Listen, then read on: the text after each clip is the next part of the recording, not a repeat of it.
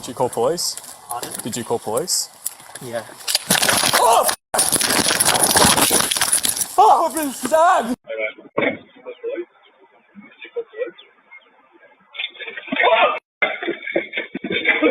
Alright, so this one's really simple, especially if you're a law enforcement officer. Here's the thing. Until the scene's secure, you've got to look out for your own safety. Even then, hands kill people, alright? Hands kill people. This young man walked right up to this officer with both of his hands concealed, and the officer let him get close. Just understand that if you're going to the scene and someone called the police, it's generally not because they're having a good day. It's because something bad has happened or is happened or they think is about to happen. You should be on high alert. And I think that a problem like this is something that's very seductive and can sneak up on you because of your mindset. Maybe you haven't had any type of violent encounter for a prolonged period of time. Maybe you grew up in a neighborhood where there just isn't any violence, so you're just not psychologically prepared. You can listen to and watch this encounter and you can tell the officer is almost like, he's like prime ambush material. No, he's not thinking anything. He's like, hey, did you call police?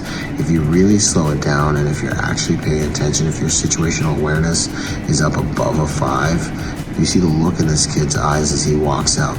No response, 100% just staring directly at the officer. Something's not right. And a survival skill that all of you need to understand and cultivate, whether you're a professional protector or a civilian, is the ability to look at someone and analyze their physiology and analyze their demeanor and their vibe, for lack of a better word.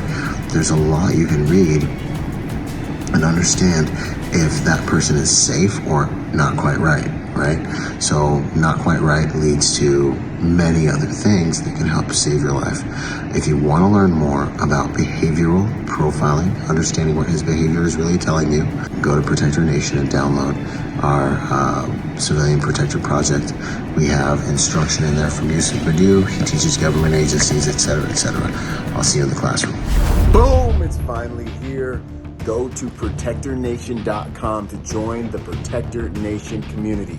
Learn online and become part of our Protector Nation family. I look forward to seeing you guys there and for us all to join forces to make the world a safer place by helping good people to become more dangerous. I'll see you there, and until then, be peaceful but not harmless.